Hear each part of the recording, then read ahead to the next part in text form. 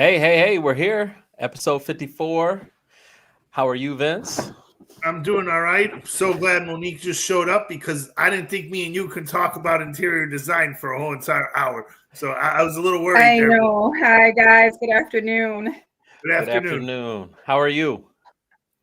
I'm good. How are you? Doing well. It's been a wild morning for me this morning. Oh, my gosh. You know, that's every day in the mortgage business. Every day. Every day is a wild day. Understand. But before a buyer falls in love with a house, they fall in love with the feeling, right? They go in and they have a feeling. And some say the reason why they have that feeling is because of people like you, the stager. It's not necessarily the granite countertops or the smell of fresh paint. It's what you actually, what would we say? Basically propose as an opportunity for someone to how they live and where they live in. And so, I wanted to spend some time today. It's kind of actually, it's probably my first time talking to like a home stager and just, learning what a home stager is, the process, how it works. And I do have some stats to kind of go along with it today. So I am, because I'm a numbers guy and I'm always looking forward to the stats. So definitely wanted you to go ahead and introduce yourself to our audience. We're live on YouTube, Facebook, and LinkedIn. And so, Monique, let us know who you are. Absolutely. Hi, guys. Again, good afternoon. My name is Monique Hendrix. I'm the owner of Couture Decor Interior Design and Home Staging. Couture Decor launched in 2013 and has been going strong ever since. Awesome. And now, are you just local in the Chicagoland area, or do you do other states, or how does that work in that regard? Yeah. So Illinois, Indiana, those are the two key areas that I've targeted since they're closer to me. So that's where I am normally. Got it. And then is it you by yourself, or do you have a team of stagers that work with you? Yeah, it's myself and my business partner, Nicole. And then we have a host of movers that we depend and rely on because we're not lifting anything. All right, fair enough. Well, let's take it step by step. Yeah. So, what is a home stager, and what do you guys actually do?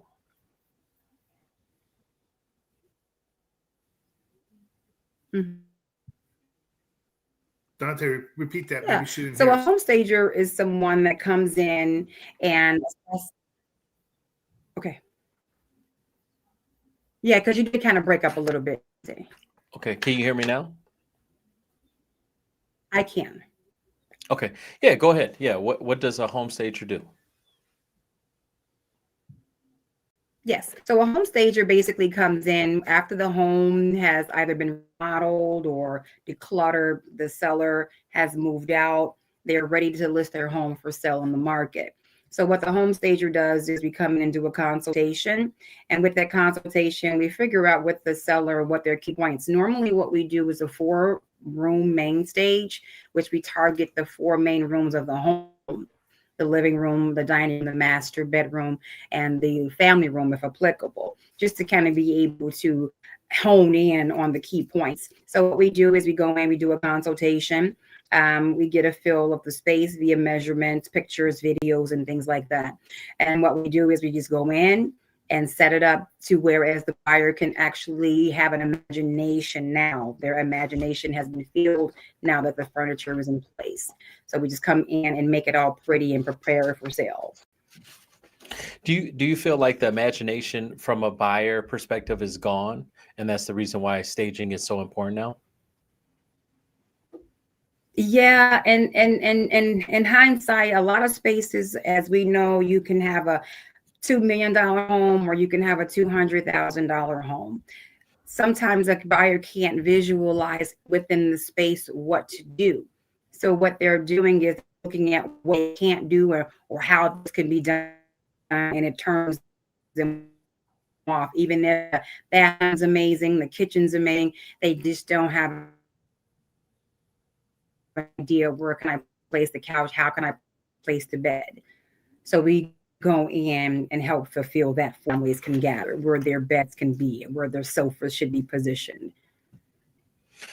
Gotcha.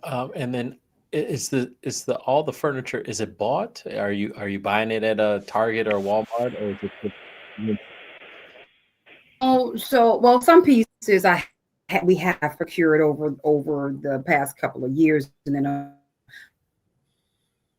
most recent months, we tend to kind of shop all around, whether it be Target, Bed Bath and Beyond online, Home Goods, a plethora of stores, Coaster, a really amazing outlet that we use.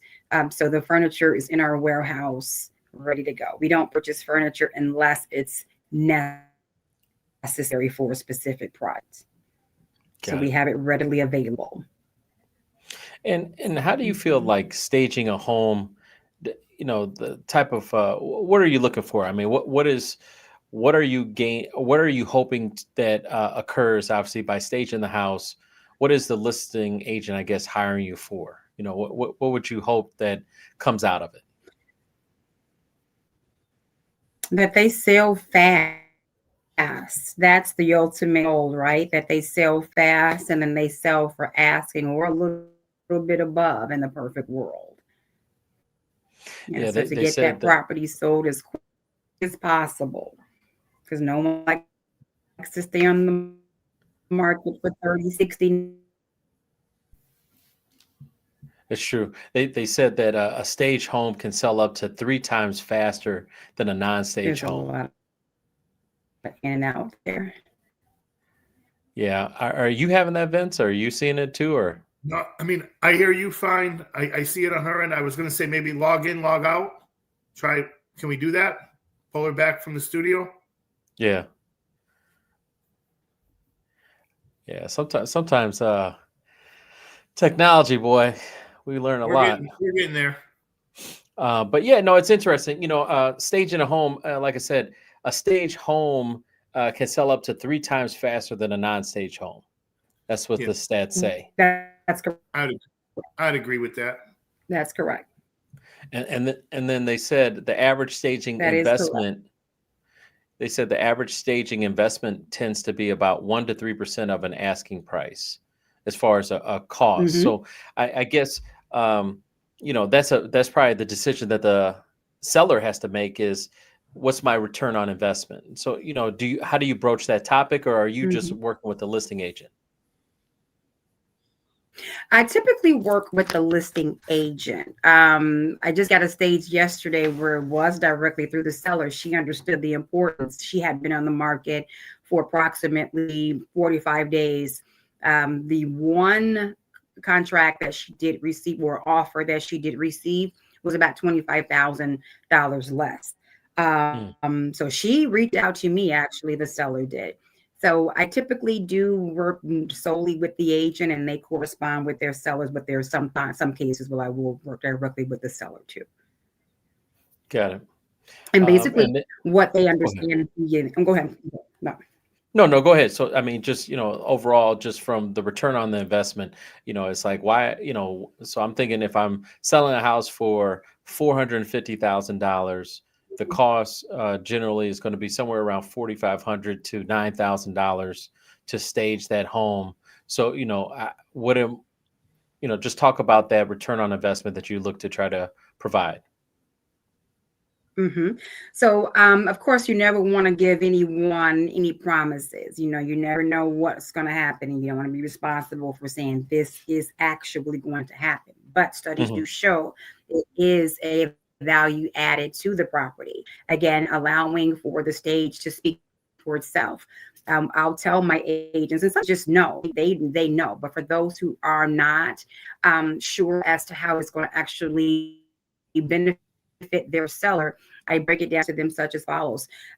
Imagination. Again, a lot of buyers can go into a house, and then another house, and then another house, and then 10 more houses after that. What makes your property stand out? They've seen 20 homes in one day.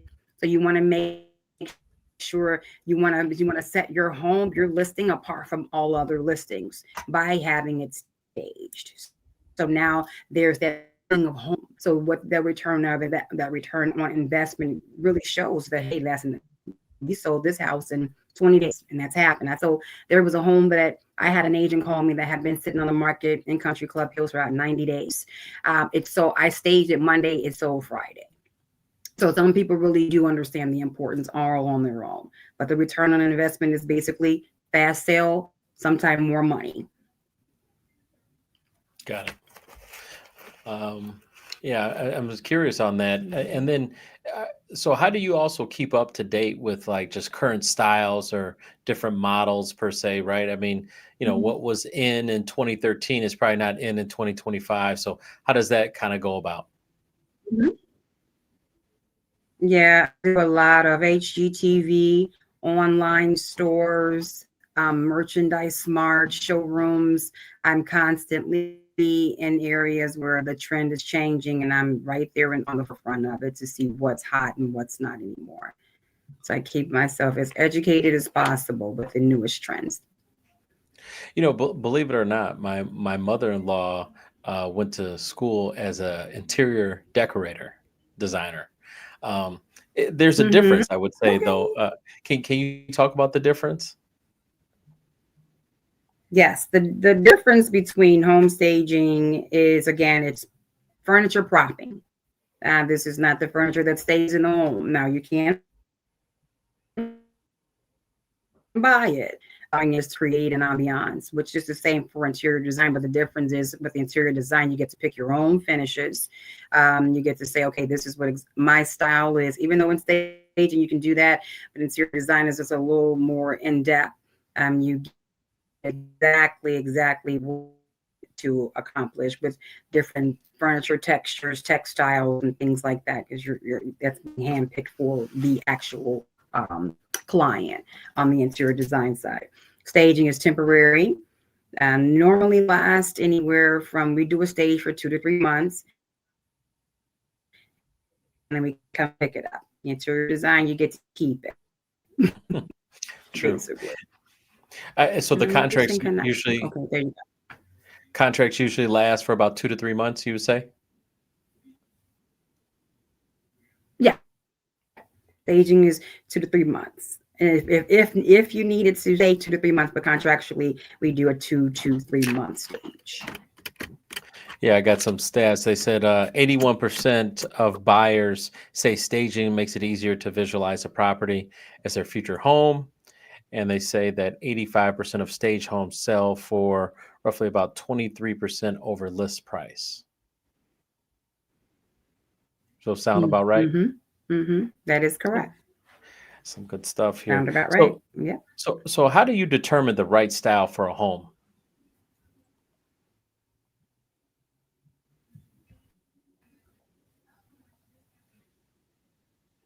Okay, so you broke a little bit. I only caught the end, but it sounds like you said, how do I determine the right style for a home? Yes. Are you? Was Are that your you? question? Okay. Yeah. So basically, if you get a contemporary home, yeah. So if you have a contemporary home, you don't want to go in with traditional furniture. You want to match the style of the home.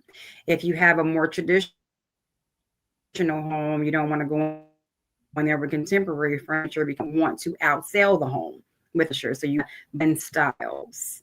So that's how I go in approach when I'm going to use certain furnishings. I blend with the actual style of the home. Hmm. And what would you say as of right now is in for homes currently? I see a lot of modern, contemporary, very organic, clean lines.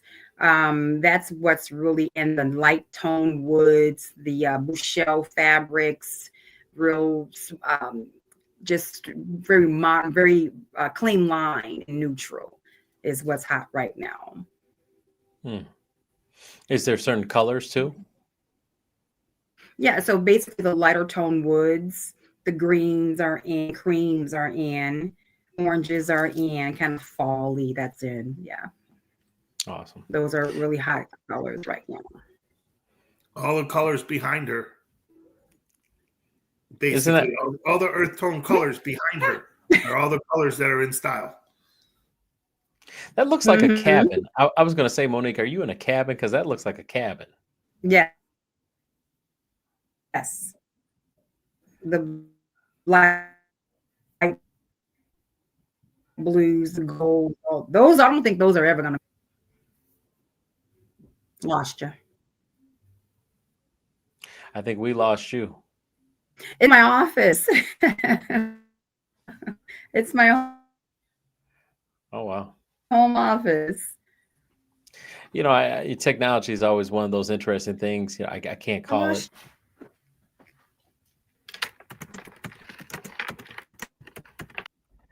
Yeah, it's one of those situations sometimes with technology, depending on the thickness of the Sometimes it works walls. for you, sometimes it doesn't. It Yeah, is. It is what it is. That's why we do this live, right? that's why we do it live. Sometimes, you know, we appreciate obviously that information about home staging. It is interesting, but it makes so much sense when you look at the stats. I mean, the stats suggest that, you know, you're going to sell your house for more and you can sell your house quicker. You know, staging the house might be something that people need to reconsider. Yeah, absolutely. I mean, in today's world, people can't visualize everything. You don't come into some of the houses. You don't use. You put offers in with sight unseen, or you put it on your hot list, and then you get there, and it's a completely different thing because it's not what you thought it looked like in the pictures. Um, I agree. Staging is important. The issue is it's an added cost, right? And it's comes down to a cost of doing business. And at the end of the day, time's money when you have your home listed. And if you put your best foot forward and you stage a home, I think you do get the best return. But before you can actually stage the house, you got to declutter, right? I mean, Yeah. and I know we didn't get to that. Not that we're doing this on your outline, but in today's world, it's me and you talking about interior design. We're in trouble, right? So, let's just default to the whole cleaning up the area, shampooing the carpets, prepping your house. The garage is understood if there's a bunch of boxes in there, which means you have to declutter your house. You have to declutter your closets. More importantly, Sure. you got to get rid of the stuff that doesn't look, it's old, or, hey, it wouldn't be in their house now, or, hey, I can move this dresser out of here, or whatever it is to make the room look bigger. They're all the little things you need to do, right? I memean, Correct. I'm not going to sit here and act like I know how to design a house, but I'm big on definition of spacing, right? So, if you got a long couch and you want a sectional, and divide it off from your living room or your dining room and just show that visual differences in spacing. I know we didn't get to ask her the question of, why we decorate in threes and different things like that we were joking around. And for those who heard us. No, she just came back on. Let's ask her. She just came cool. on. Yeah, it's Monique, got a any lot better? of you guys.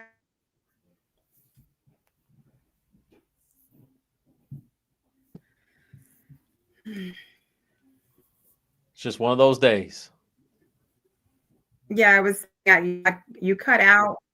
Yeah, so I couldn't gauge what you were saying. I know it was some good stuff. I heard decluttering in there, which is important, a very, very vital piece of that when it comes to staging. I like to come in with a clean slate. Well, obviously, from a Can you selling guys hear perspective, me? yeah, we can. It's just it might be just one of those days. Okay. But yeah, it was one of those situations where I think a lot of people are trying to be fiscally responsible, as well as just looking out for the penny. And so we're just debating. Obviously the stats are on your side. Staging works. That's why there is an industry. That's why it's a business, and that's why you've been out doing for 12 plus years. But obviously, there's a lot of people that will try to do it themselves. Shampooing the carpets, decluttering, trying to, clean it up as best they can. Are there some home remedies that you would suggest, or what would you say to that? Well, please declutter. Please shampoo your carpets. Please make certain that if you are not going to do a remodel, you're changing out tiles and things, just do a really good deep clean. Get rid of all the cobwebs and the dirt in the corner and the grout to be cleaned on the tub and tiles and floors. Just make certain that you can present it as best you can before a stager comes in. Would you suggest, hey, let me put it on the market first, Monique? I'm going to put it on the market and see what happens. Cluttering, like you mentioned, you said something about the garage.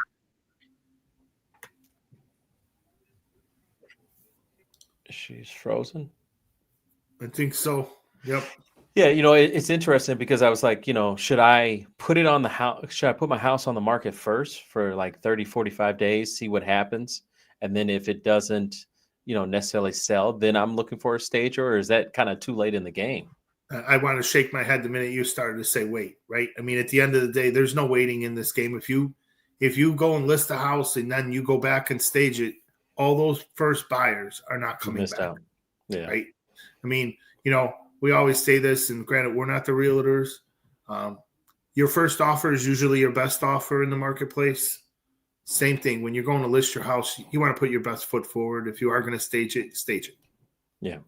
I mean, the reality and the reason why I thought this was interesting is because our buyer that buys a house will be a seller at one point in time, right? Whether it's 5 years from now, 10 years from now, 15 years from now, most times people are going to at least move and buy again, over at least 3 to 4 times in their life. Sometimes some people are more than that.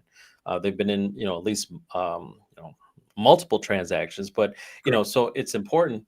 And we walk you through it, right? We want to help you from buying the house. We want to stay with you. You're going to sell the house. Then we're going to help you buy the next house. So, establishing that relationship and having some knowledge and having those contacts are important for us, just as our network goes, because, that's what it is. But it is, fascinating to, spend the money up front for the long term. I read a book about appreciation of a home, and they talked about, prior to actually selling your house, you should look into potentially just getting a home inspection, right? And we talked about that with, yeah. So, I mean, a home inspection could be a good thing as well. It's like, hey, well, have this, person go through your house, have a home inspector, and mark down all the items that need to be addressed. You really have to sell your house and treat it like a business. It really has to be a mindset. Yeah, it can't just. We've done that all the time, right? Tell everyone what's wrong with it up front. They're still going to do their own inspection, but you've already put one out there, right? Correct. Or, it comes down to you want to put your best foot forward when you're trying to sell your house. That's what gets you the highest dollar. Correct. There's nothing else to it, right? And some alternatives maybe to staging is offer a concession, right? Let's say you're selling your parents' house and it's been in probate, it's been empty for a year, it's got old furniture in there. Clean it out and stage it, right? And then offer a remodeling credit of maybe $5,000 or something when it needs the work. Just say it up front. The buyer's gonna realize it when they walk the property. Yeah, I think it's so important that we have that focus on putting the work in and having that understanding. Like, it can't be just an emotional, like, hey, I want to sell my house. You're going to have to do some steps. There's some steps that are going to have to take just before that sign actually goes out on the on the front yard. Monique, you're back. Hi. I missed you guys. No, I've been here the whole time. No, Monique, I got a question for you. I was joking with Dante on this. Why do we decorate or why do we decorate in stages of threes? Like, I've always been told, like, when you put pictures on the wall, it's supposed to be 3 pictures. It's supposed to be 3 end tables or knick-knack tables and coffee tables. Why is that? Less is more. Less is more. Now, in some instances, depending upon the size of the room, you're probably going to have maybe more than 3 pieces of art on the wall. One, we don't want to put too many holes in those walls. 2, less is more. You don't want to overload space. You want to make sure their eyes want to go here and here. That's just kind of like the circle. It's just like the 3 points. You have blue and 3 on the other side. So 1 on each side, and maybe a tall lamp on the other side. The 3-5-7 room. Gotcha. And then another question: in a smaller room, I've always heard sometimes. Let's say you have a third bedroom that's kind of small. Let's say it's 10 by 10, and you're going to use that as a dining room. I was always told, put the biggest possible table you could put in that room to just define the space to what it actually is. What's your opinion to that? So your first part of the question I couldn't catch because we kind of cut out. So go ahead and repeat that for me so I can answer properly. So let's say one of the bedrooms wants to be used as a dining room, as a formal dining room. Can you hear me? Yeah, I kind of cringed. But yeah. Okay. So if they want to use if the house is in need of, or they want to use a space to define as a formal dining room, is your opinion to use that as potentially two different things, or put the largest possible table in the smallest room, even though it may make it seem smaller, but you're defining the space as to what it's for? Oh no, I would never overcrowd a space with a large table. I would never do Okay. that. No problem. I mean, I'm just asking If questions. I can get a living room dining combo out of that living room, that's all I would do. That would be my answer to them. I would try to help them pivot. Say sometimes people don't understand going in what it entails. That's why they hire a professional. So of course I wouldn't want to put a dining room in a bedroom. I would figure out if there's another space where we can put that dining room versus putting a 8-person table in the bedroom. That'll really not sell the space, because now they're asking questions. You know, this place doesn't have a dining room at this price point, or why would you put a dining table this big in this small space? So you want to always make it make sense. Okay. Thank you. Appreciate it. As far as the industry, I'm sure it's big. I'm curious, Monique. I mean, do you run into a lot of competition? I mean, are you fighting with another stager for a certain particular property, or is it kind of just more just, hey, education, so we can do this part of the transaction? Yeah, I've been in bidding wars before. I've been in the space over the summer where they outbid me, you know, and that happens, and that's okay. My services are priced right, because I do know that there's a lot of competition out here. Some, you know, you kind of get what you pay for kind of thing. I always let people know that if they want to go $2,000 less, and I've walked away from contracts because it just didn't make sense. So yeah, there's competition out there, but it's enough to go around for everybody, if you will. Sure. And then I'm curious, is it easier just dealing with the seller directly, or is it your relationship with the realtors? Majority of my relationships are with the realtors. Mentioned earlier, you do get, sometimes I'll get a seller like I did yesterday. That one just came out the blue. It's great. So those, honestly, I like to work with the sellers preferably, because they're the one holding the bag, if you will. They're the ones that have to sign the check for couture to court to come in. So those are better. But majority of the business transactions is handled through the agent. And they kind of consigliaries, they're kind of the intermediaries to you and the seller, or do you eventually speak to the seller? Yeah, I typically, again, it's mostly the agent that I'm dealing with, because they're the liaison, their client. That's their client. The agent is, the agent, and the seller would be my client. But the agent is the one typically that reaches out to me to say, hey, I have a listing. I need it to be staged. After they've done their conversation with the seller, kind of help me with that little lightweight work, get that part out the way. So I have this stat here, and I'm curious to get your take on this. It says, and this is from the NAR, National Association of Realtors. It says only 21% of listings are staged, and only 10% will say that they'll stage if the listing is difficult. So why so little, when obviously we talked about earlier how much success you see with the staged home? Why is that number still so small?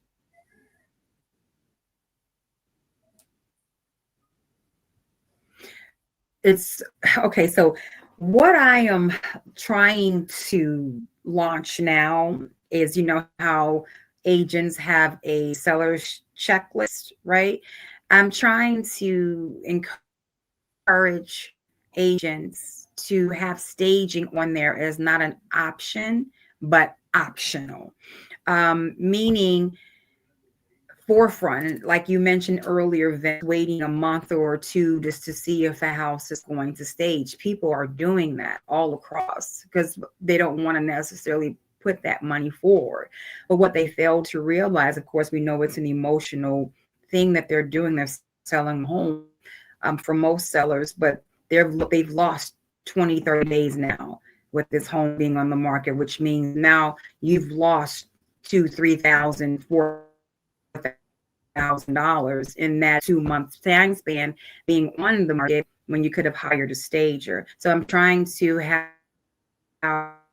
agents incorporate that into their sellers list, their sellers checklist, so that those numbers can actually rise. And, but people don't want to. They don't understand the importance. So yeah. Yesterday we were talking about opportunity costs and for lack of waiting, and today you're talking about carrying costs. You know, the fact that you're carrying the mortgage costs, the taxes and insurance costs, whatever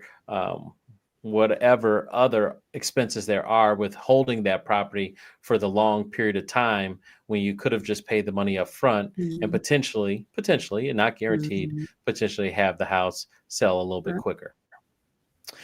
Oh, good stuff. Good stuff. I'm going to do some housekeeping notes now, and we got some questions here, and let's take it from there. So this episode today is sponsored by Epic Mortgage. Whether you're buying, investing, or refinancing, call Epic today. That's 708-905-5300. That's 708-905-5300. It's your dreams, your goals. Let's plan together.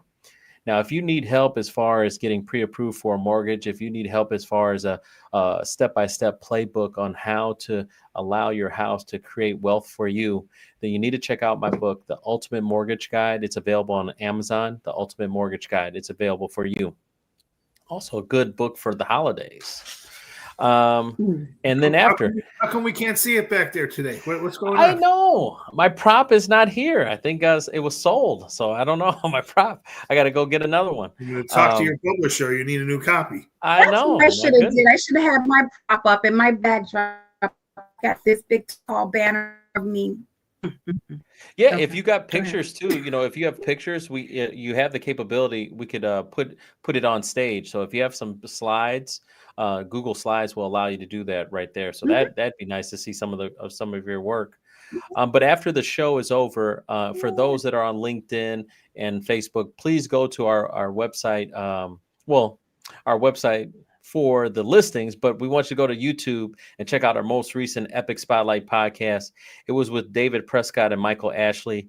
They are the authors of Creative Destruction, as they reveal explosive insights on how ESG policies could erode your retirement, stifle business innovation, undermine American energy, and boost China's AI dominance. Discover the global risks, secret agendas, and how individuals and businesses can fight back. Don't miss this eye-opening discussion that we had with David Prescott and Michael Ashley. It was a good conversation.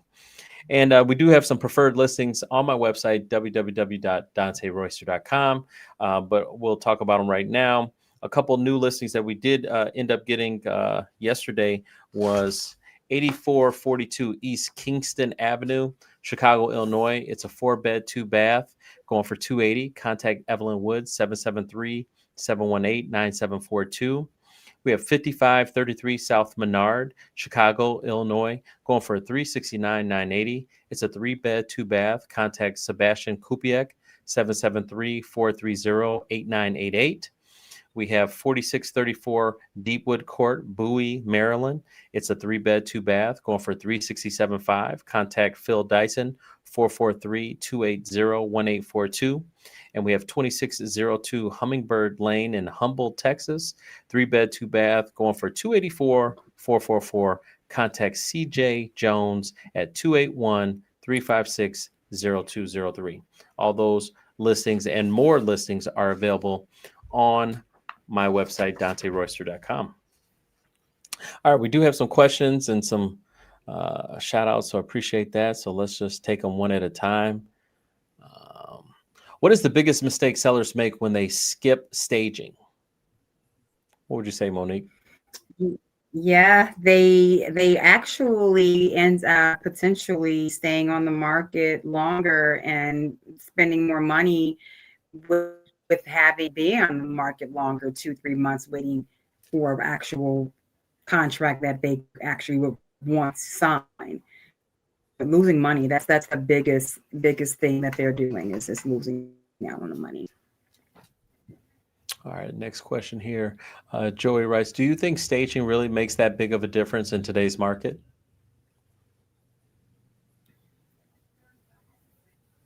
What do you think, Monique? The market trend, homes have been sitting on the market 30, 40, 60, 90, 100 plus days. Yeah, staging definitely makes a huge difference, even in today's market. So Let much me ask competition out here. let me ask you something. Let's take that question and let's push it backwards. 4 or 5 years ago, when the pandemic hit and rates were, at all-time lows and things were just, flying off the shelf, 7 months, or excuse me, 7 days, 5 days, contracts in one day. Did you have, was there a slowdown for you? Did listing agents feel, hey, we don't need this because it's just going to sell regardless of how it looked? It was in the middle. I did see that there was some serious pushbacks because they are selling quicker because the rates were lower, so they didn't have a big struggle. So yeah, there was a little freak out moment that I had from time to time. Sure. That time. Well, when I'm thinking Yeah. about when I'm thinking about your industry and just your business, when rates are higher or when there's a lack of demand, which we haven't really seen in quite some time, but if there's Right. ever just a dull moment, I can see your type of business flourishing. Those are, because now we want to really make this house pop and sell. And, when it's multiple, when multiple listings in an area, how do I distinguish this one versus the next one? That's where staging really would come into play, I would imagine. I agree. I'd kind of You want to set yourself apart from all the other listings. What do you say, Vince? I was going to try and say the lower number of the percentage of houses being used staging is probably growing now because of the market conditions. And maybe it may make sense to stage the home more than to knock down the price or reduce the, do a price adjustment, but do it up front and stage the property and look at it that way, right? Like, again, when you walk into the house, it's the first impression, regardless of what furniture's in there, whatever it is. If you bought a house before, when you walk into that house, whether or not it's the house you want. So staging helps from the standpoint of a perception. Right. Your pictures look better. It draws more attention to it when it's online or however you want to look to market it. Yeah, and I'm just thinking on saturated areas that may have more for sale signs up. How do you distinguish that one property versus the next? A stage home might look better, and you could sell it for more versus something else. And I know sometimes I've had buyers like, do I get the furniture? Do I get to keep the furniture? They always want to know that. Remember, we can always write it in the offer. It can always be written in the offer. True. Yeah. Rochelle writes, I'm curious, what's the first thing a stager looks for when walking into a home?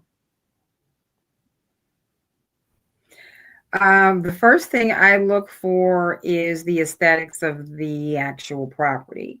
Does it need to be under construction before I come in there? Because you don't want to put, beautiful things on top of rigged floors. So I do a lot of interior design too. So what happens if I go in and do a consultation and I know that these floorboards are creaking or they're lifting or the carpet staying, I look for ways to make certain that I'm telling the seller, hey, listen, you may want to check off some of these points before we come in here and start the stage.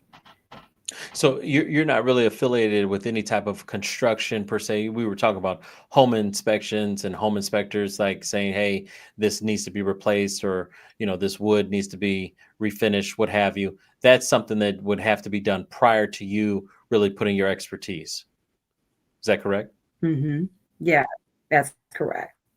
That's correct. Okay. And I've been in situations, I'm in one now, for example, in Dyer, Indiana, where this house has to undergo a complete rehab before we even come in there and do anything. So the first thing I look at is what it is that may need to be done, if any. And if nothing needs to be done, the main thing I'm looking at is what can go here, what can go there. How can I make this look even more beautiful than it already looks? Got it. Yeah, we had an episode with Dennis Greco who's a licensed general contractor, and we talked about Mhm. walking through properties prior to selling the homes, and trying to Mhm. take care of some of those items. So then that way it reduces some of that negotiating tactics that maybe a buyer would do and say, Mhm. hey, all this is still messed up, and I want a $10,000 deduction or what have you. So Mhm. it's good to know the sequence. So we got home improvements Mhm. first, and then staging the home second. So that makes sense to me. Mhm. Let's see. Mhm. How long does the average staging process take from start to finish? Great question, Danny. About 5 hours, depending upon as I've knocked some out in 2 hours, and then some I've taken like 7 hours, depending upon the size. But it's always done in that day. In Whole that day. house. Wow. So Mhm. walk me through Yeah. the process. I mean, so we signed the contract. You're going to stage my Mhm. house. What happens from there? So I go pick out the furniture, get it loaded onto the truck, drive up to your driveway, and start to unload and put the pieces where they're supposed to go. It's like 1, 2, 3. People that are amazed how fast I get done, but I've done it so long, it's just off the top of the head, I guess. And then as far as like staging a home, so we were talking about decluttering, right? But I mean, I Mhm. imagine I have a kitchen table. I imagine that someone else has a couch. All these things would have to be, I'm assuming, removed, because maybe they provide a certain look, or let's say I smoke, right? And so my couch smells like cigarette butts, per se. So what are we doing with the existing furniture? Well, I've actually have been in situations where I've used a client's existing dining table. I've used their existing sofa. I've changed, and it looked completely different. They couldn't believe it. I've used a sofa that was in the family room, put it in the living room, added some accent chairs and tables and artwork and accessories around it. So if it's a piece that I would say goes with the space, I will have them keep it there, and they're excited about that because they don't have to worry about moving it. Got it. Hmm. Are we are we putting it in the but if I had to move it, are we putting it in the garage? Or are you Yeah, recommending them we're to get putting it in the storage? garage if you got to move it, right? You got to get it out of the house. Yeah, wherever, storage, garage, family members' home. I don't know. Just get it out of there. Got it. Got it. All right, next question here. Yeah. How do you convince sellers that staging is worth the investment?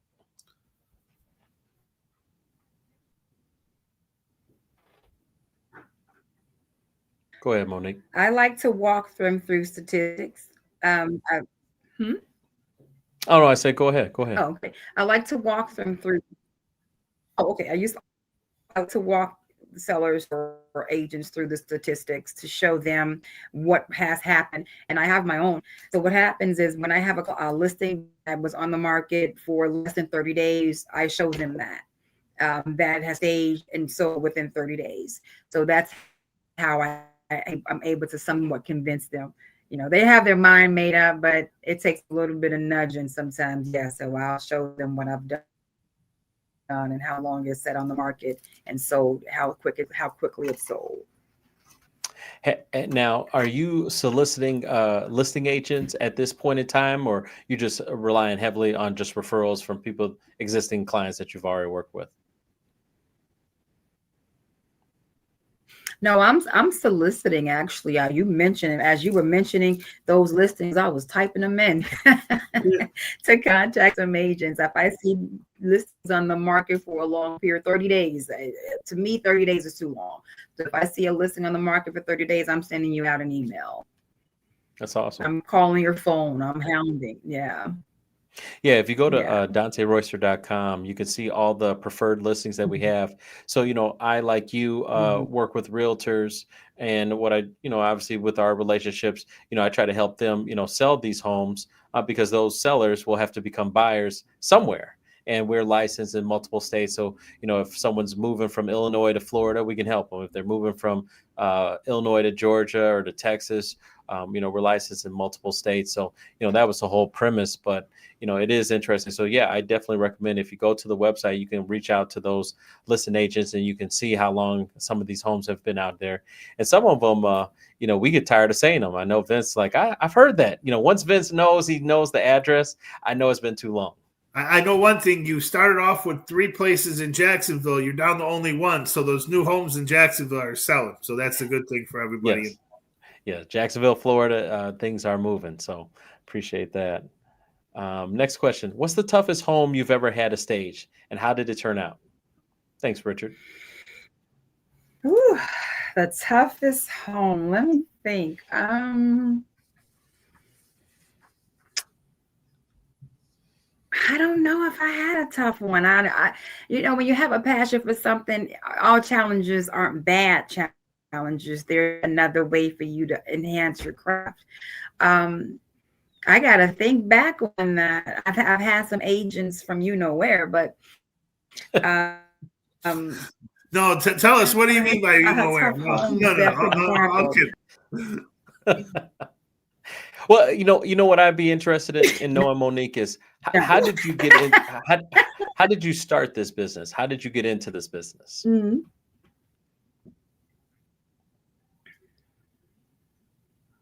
So repeat that. I lost you. Oh, so I said, how did you get into the business? I mean, this, it's not. Did you go to school for this? Like, how did you get into this?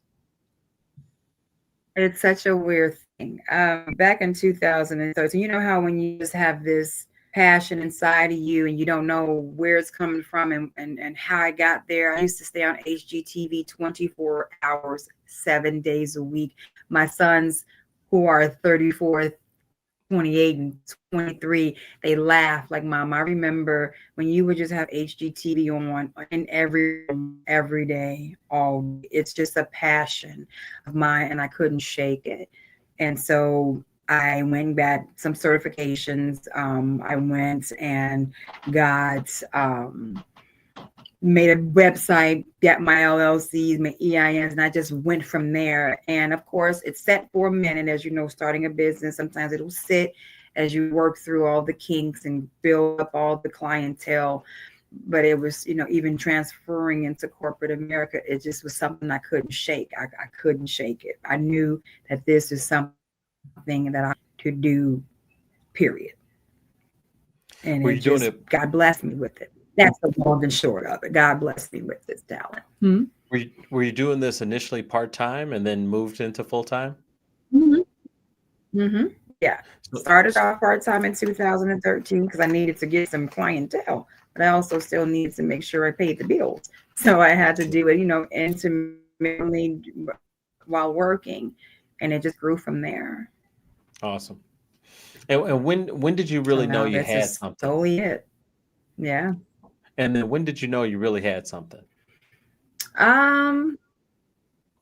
Yeah, back in 2012. I used to do just family members, spaces, bedrooms here, living rooms here. And it was just to do it.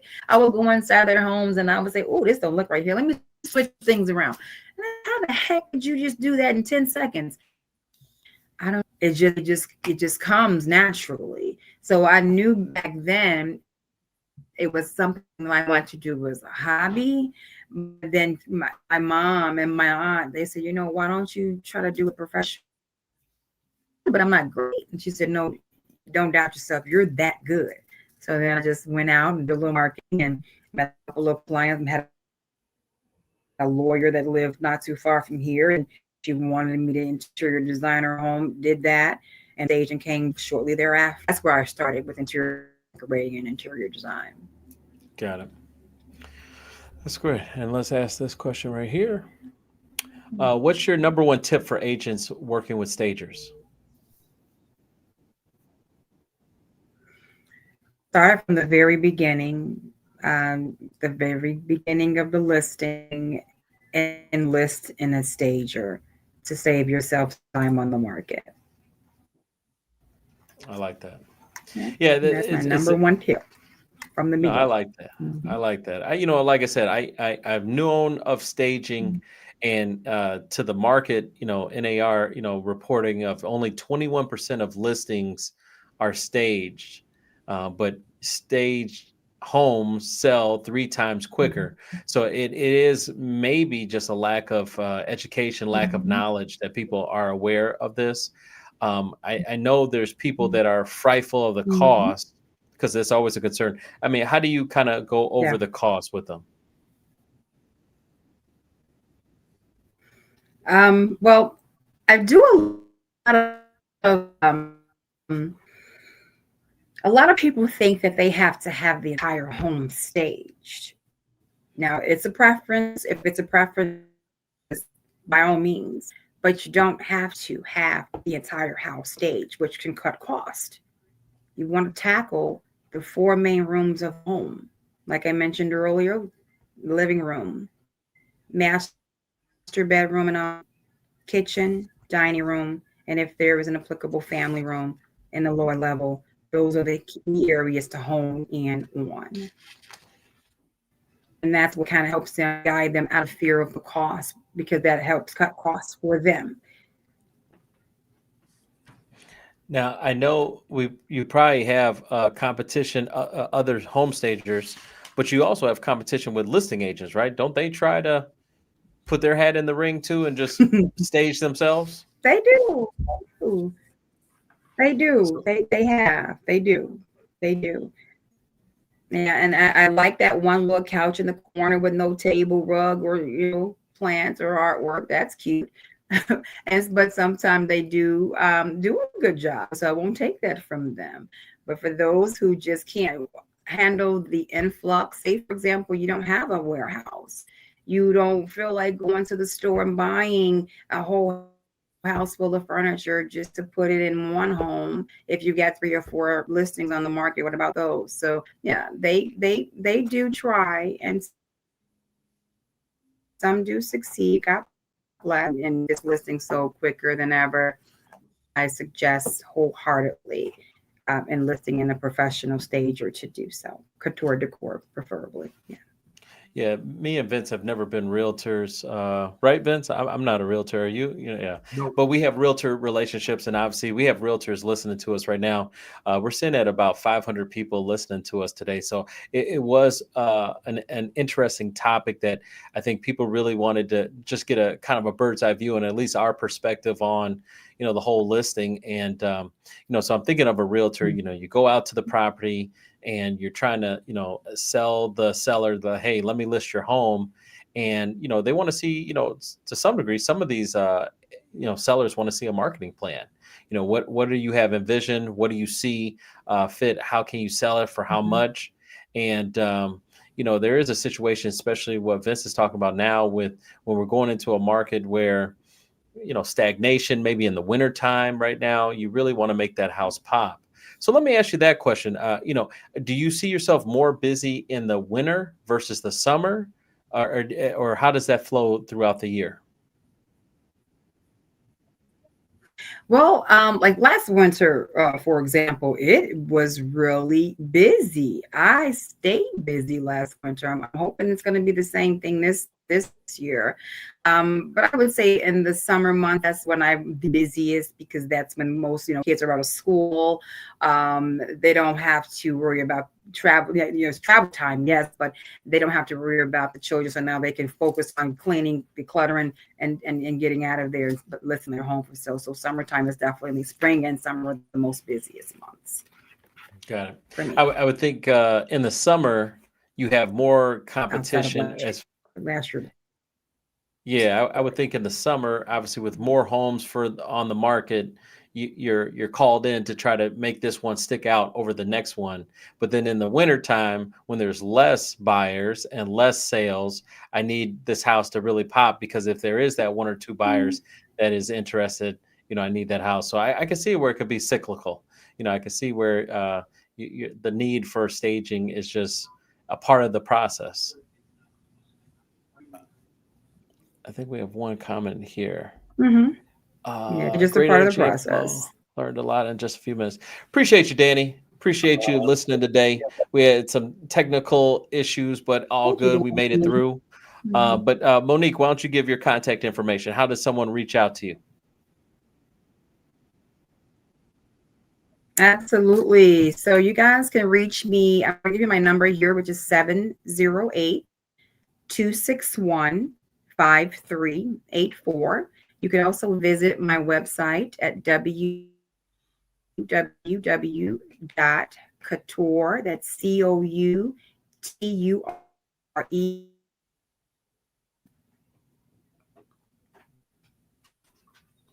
Why don't you know what? If you want to put it in the chat, Monique, just go ahead and put it in the chat.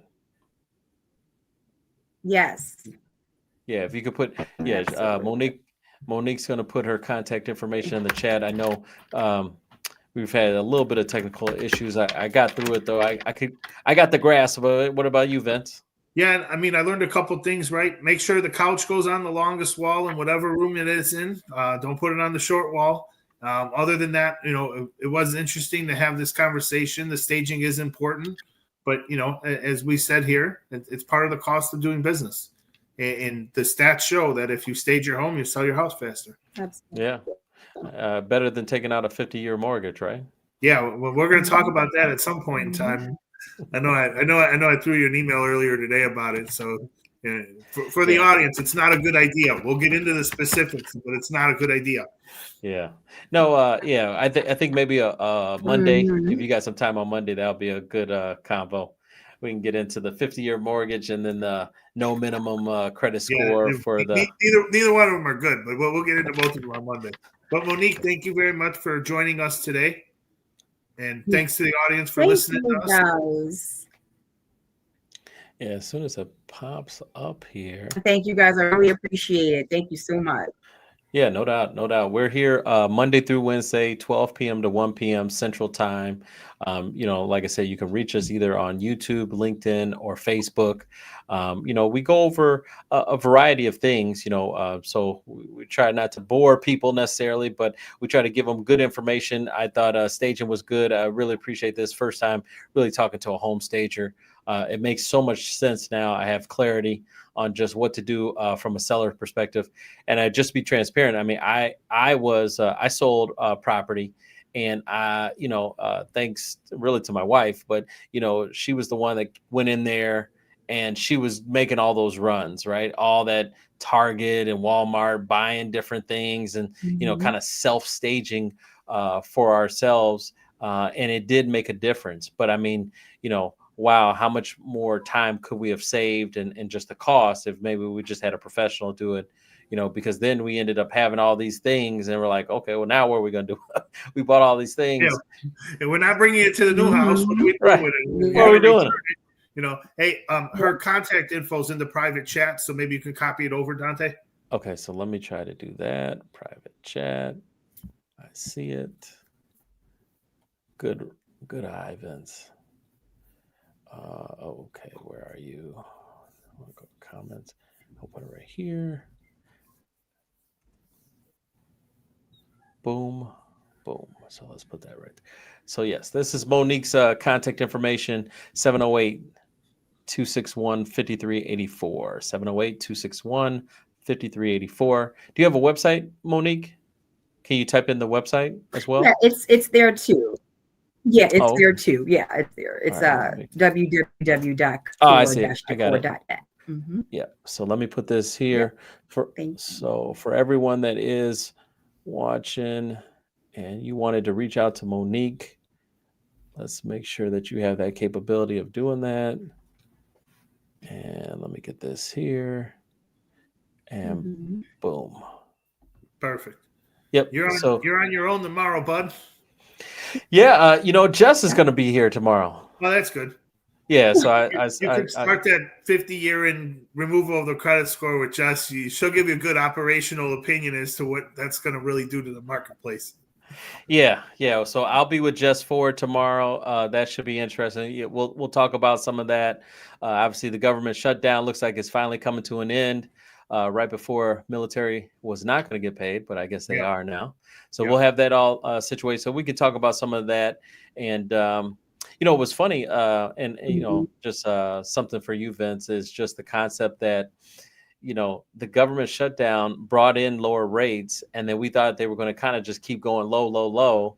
And then, you know, Jerome Powell kind of halted it and said, well, we can't keep going lower until we have more information. Like, we're just not randomly just going to go.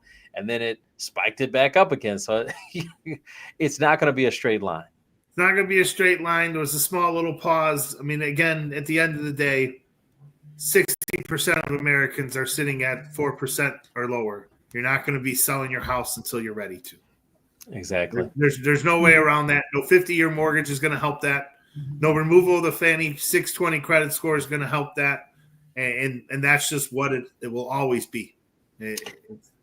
It's an interesting saga as the saga continues. Monique, thank you once again. We are done for the day. Back to work we go. To all our veterans, happy Veterans Day to you. Appreciate your service. Obviously, I did a whole salute to my grandfather, the late, great Selwyn Wilson. He was a Tuskegee Airman. So appreciate all the veterans out there. All right, guys. Take care. Take care, bud. Thanks for joining us, Monique. Bye-bye.